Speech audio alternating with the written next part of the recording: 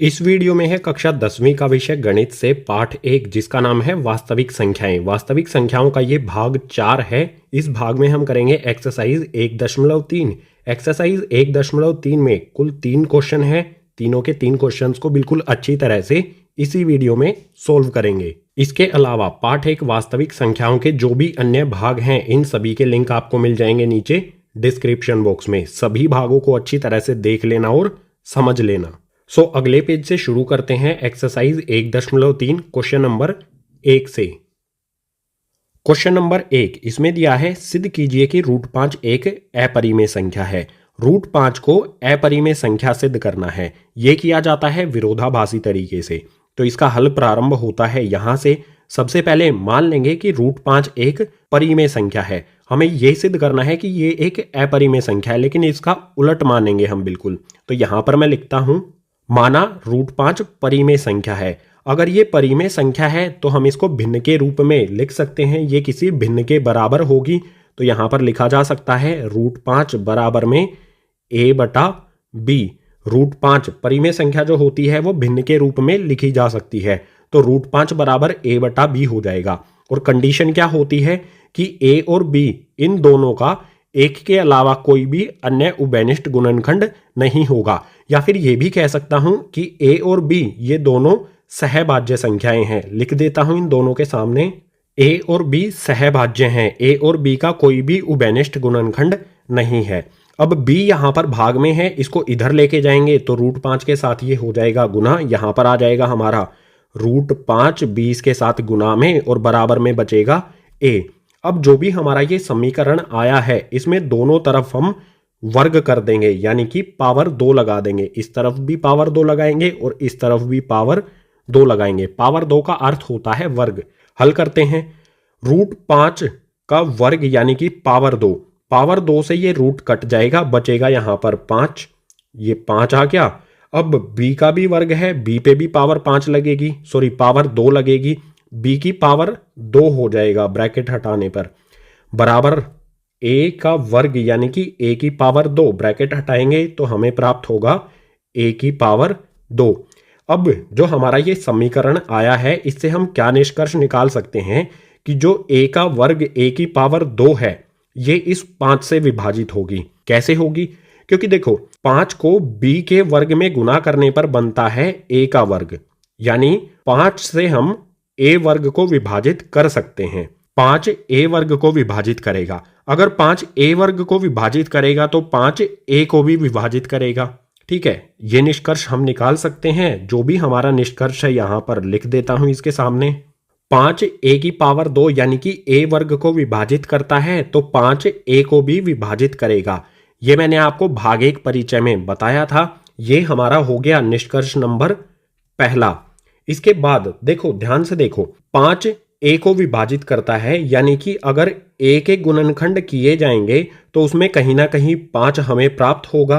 5 के अतिरिक्त हमें कुछ भी प्राप्त हो सकता है। ठीक है, उसे हम लिख देते हैं c। c यहां पर हमारा क्या होगा? c यहां पर हमारा एक धनात्मक पूर्णांक है। c हमारा 1 भी हो सकता है, 2 भी हो सकता है, 3 भी हो सकता है। इसके अतिरिक्त कोई भी संख्या हो सकती है।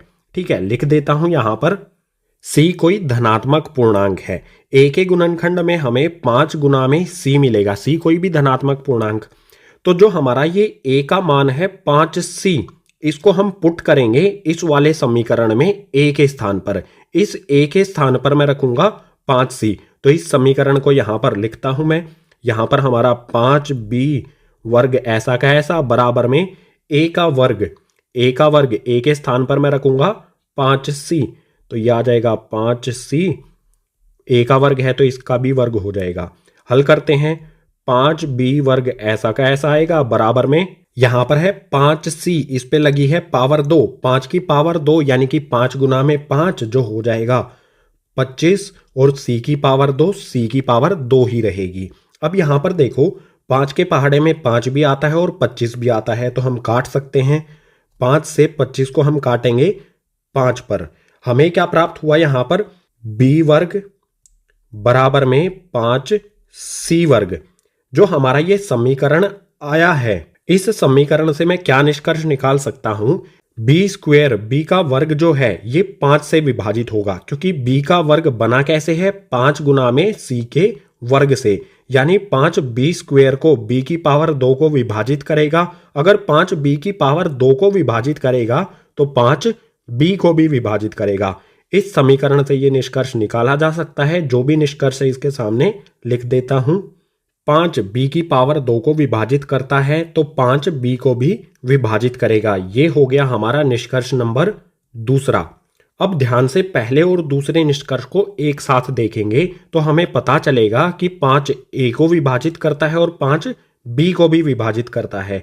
यानी इन दोनों को इकट्ठा देखने पर पहले व दूसरे निष्कर्ष से मैं क्या कह सकता हूं कि 5 ए और बी इन दोनों को विभाजित करता है। यहां पर लिख देता हूं।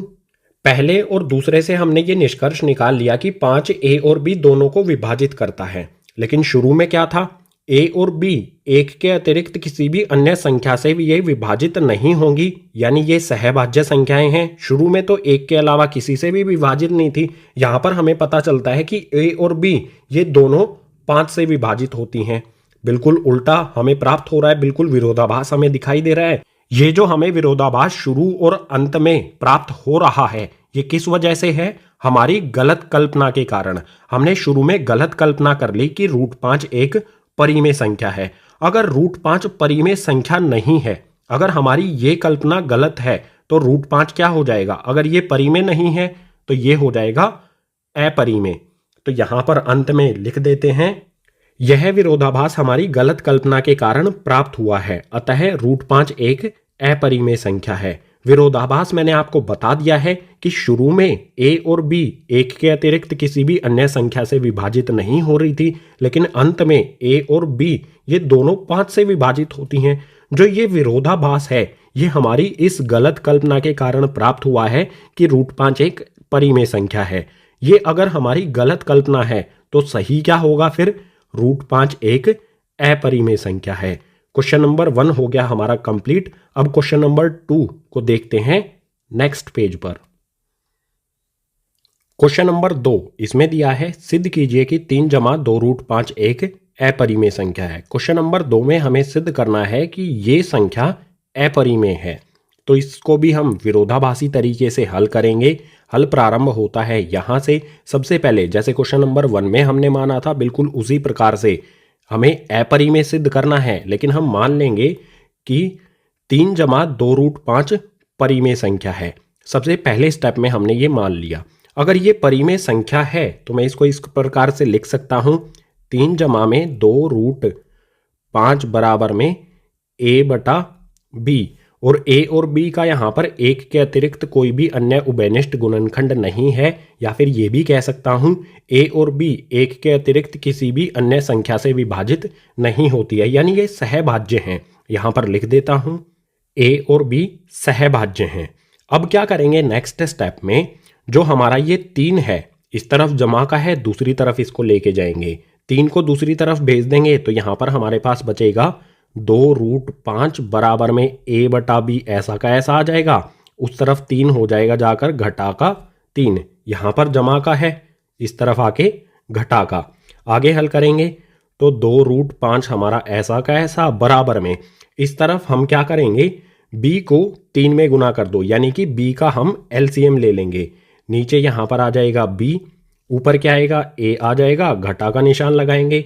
b को हम यहाँ पर सीधा 3 से गुना कर देते हैं तो आ जाएगा 3b।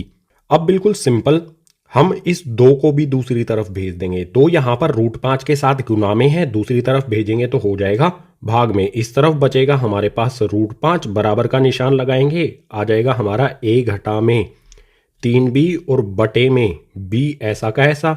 2 यहाँ पर गुना में दूसरी तरफ भेजेंगे तो नीचे चला जाएगा, यहाँ पर आ जाएगा भाग में। ठीक है, अब यहां से हम क्या निष्कर्ष निकाल सकते हैं, जो हमारा ये समीकरण आया है, इस b को हटा के एक बार थोड़ा सा ऊपर लिख देता हूं ताकि सही तरह से दिखाई दे। ये जो हमारा समीकरण है इससे क्या निष्कर्ष निकाल सकते हैं, जो हमारी ये संख्या है a घटा में 3b बटे में 2b, इसमें ए और बी जो भी हमारी परिमेय संख्या होती है, अटे बटे में होती है, ऊपर नीचे भिन्न के रूप में होती है, उसमें ऊपर वाली संख्या और नीचे वाली संख्या ये पूर्णांक होती हैं। तो यहाँ पर ये ए, ये वाला बी और ये वाला बी ये सभी पूर्णांक हैं। यहाँ पर मैं लिखता हूं इस संख्या में ए और बी पूर्णांक हैं। तो जो हमारी ये संख्या है ए घटा में 3b बटे 2b, ये वाली संख्या यह परिमेय होगी, ये वाली संख्या परिमेय। लेकिन हमें पता है कि √5 अपरिमेय संख्या है। क्वेश्चन नंबर 1 में हमने सिद्ध कर दिया था √5 एक अपरिमेय संख्या है। ये अपरिमेय संख्या और ये परिमेय संख्या, क्या कभी भी कोई अपरिमेय संख्या बराबर होगी परिमेय संख्या की? नहीं होगी। ऐसा गणित का कोई भी नियम नहीं है जिसमें कोई भी अपरिमेय संख्या बराबर हो परिमेय संख्या के। तो यहां पर हमें विरोधाभास प्राप्त हो रहा है। यहां पर एक अपरिमेय संख्या बराबर है परिमेय संख्या के।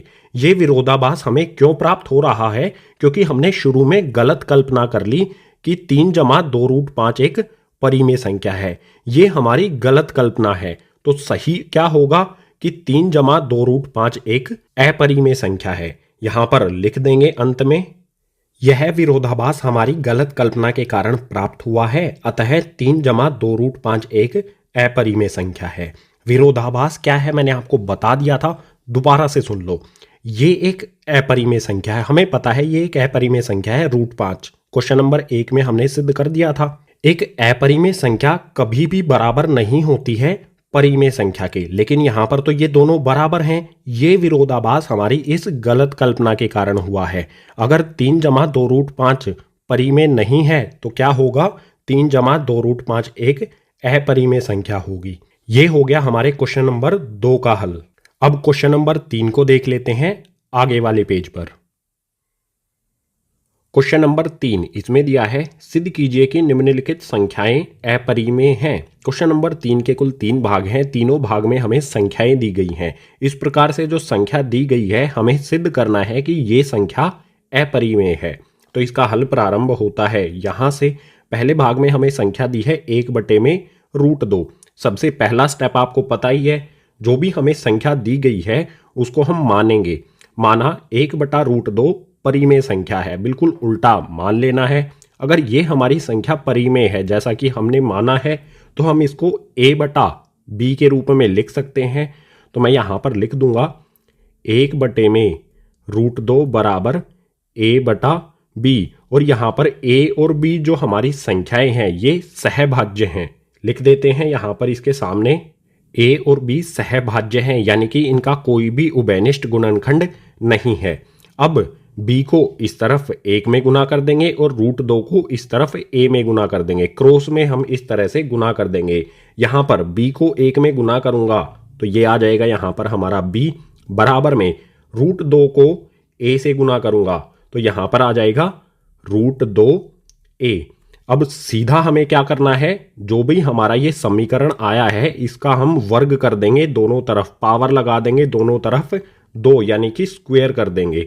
स्क्वायर करने के बाद हल करेंगे। b का वर्ग यानी कि b की पावर 2 ऐसी की ऐसी रहेगी, सिर्फ ब्रैकेट हट जाएगा। इसके बाद यहाँ पर रूट के अंदर 2 दिया गया है, इसकी पावर 2 लगाएंगे तो ये रूट कट जाएगा, बाहर निकलेगा हमारे पास 2। इसके बाद a पे भी ये 2 पावर लगेगी, ब्रैकेट हटने पर हो जाएगा a की पावर 2।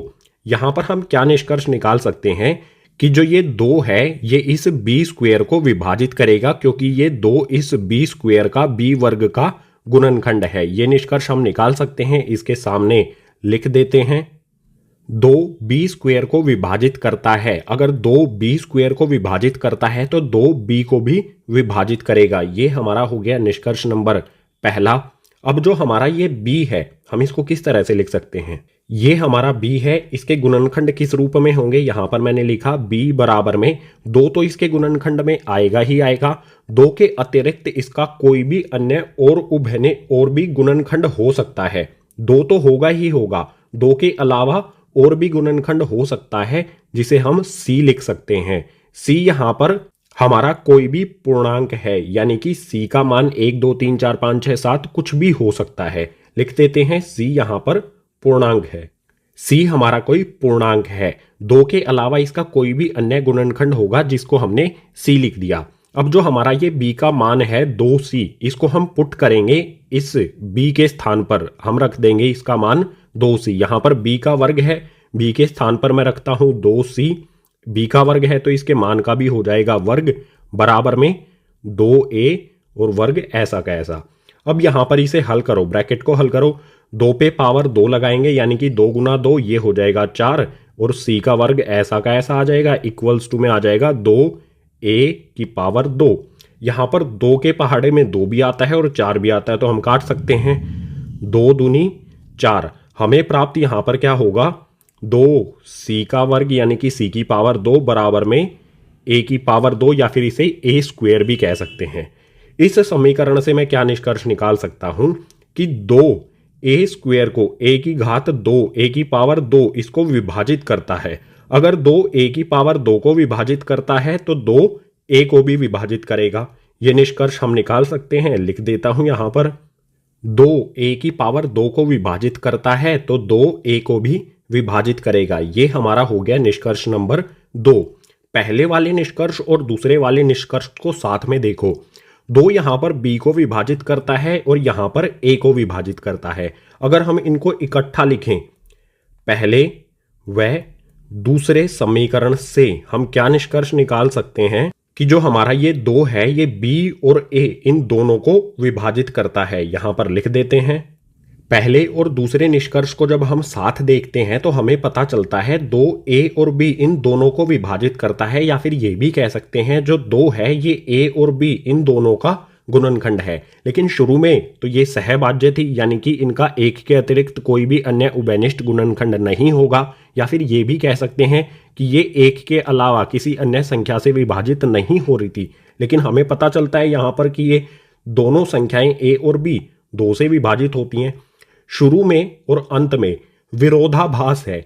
ये विरोधाभास हमें क्यों प्राप्त हुआ है, हमारी गलत कल्पना के कारण। हमने गलत कल्पना की कि 1/√2 परिमेय संख्या है। ये हमारी गलत कल्पना है, तो सही क्या होगा कि ये संख्या अपरिमेय है। लिख देंगे यहां पर अंत में, यह विरोधाभास हमारी गलत कल्पना के कारण प्राप्त हुआ है, और इसके बाद में लिख देंगे अतः 1/√2 अपरिमेय संख्या है। लास्ट में लिखनी है ये वाली लाइन। फर्स्ट पार्ट में हमने सिद्ध कर दिया कि 1/√2 ये एक अपरिमेय संख्या है विरोधाभासी तरीके से। विरोधाभास क्या है यहां पर कि a और b यहां पर एक के अलावा किसी अन्य संख्या से विभाजित नहीं होती है, लेकिन अंत में ये 2 से विभाजित होती हुई हमें प्रतीत हो रही है, दिखाई दे रही है। यही विरोधाभास है, और ये हमारी इस गलत कल्पना के कारण हुआ है। तो सही क्या होगा, 1/√2 अपरिमेय संख्या है। क्वेश्चन नंबर 3 का फर्स्ट पार्ट हो गया कंप्लीट। अब क्वेश्चन नंबर 3 के सेकंड पार्ट को देखते हैं आगे वाले पेज पर। क्वेश्चन नंबर 3 के दूसरे भाग में हमें संख्या दी है 7√5। इसको भी हमें अपरिमेय सिद्ध करना है। तो इसका हल प्रारंभ होता है यहां से। पहला स्टेप तो आपको पता ही है, जो भी संख्या दी गई है उसका क्या करना है, माना 7√5 परिमेय संख्या है। जो भी संख्या दी है उसे परिमेय संख्या हम मान लेंगे। अगर ये परिमेय संख्या है तो मैं इस संख्या को इस प्रकार से लिख सकता हूं ना, 7√5 बराबर में a/b, और यहां पर a और b क्या है, सहभाज्य संख्याएं हैं, यानी कि एक के अतिरिक्त किसी भी अन्य संख्या के पहाड़े में ये नहीं आती हैं। लिख देंगे यहां पर a और b सहभाज्य हैं। अब यहां पर क्या करेंगे, 7 यहां पर √5 के साथ गुणा में है, इसको हम दूसरी तरफ भेजेंगे। यहां पर गुणा में है तो दूसरी तरफ भेजने पर भाग में चला जाएगा। इस साइड बचेगा हमारा √5, बराबर में आ जाएगा a, इसके नीचे आ जाएगा यहां पर b। 7 कहां पर जाएगा, 7 यहां ऊपर है तो नीचे भाग में चला जाएगा, b के साथ आ जाएगा। ठीक है, यहां पर आ जाएगा 7b। अब ध्यान से देखो, हमें पता है √5 एक अपरिमेय संख्या है और a और b हमारे क्या हैं, पूर्णांक। क्योंकि जो भी हमारी परिमेय संख्या होती है उसमें ऊपर और नीचे जो भी संख्याएं हमें दी होती हैं वे पूर्णांक होती हैं। a और b पूर्णांक हैं, यानी कि ये वाली संख्या परिमेय हो गई, √5 अपरिमेय है। अपरिमेय संख्या और परिमेय संख्या बराबर हैं, लेकिन ऐसा तो कोई नियम होता नहीं है गणित में कि कोई भी हमारी अपरिमेय संख्या बराबर हो परिमेय संख्या के, ऐसा तो होता ही नहीं है। ये यहां पर हमें विरोधाभास प्राप्त हो रहा है।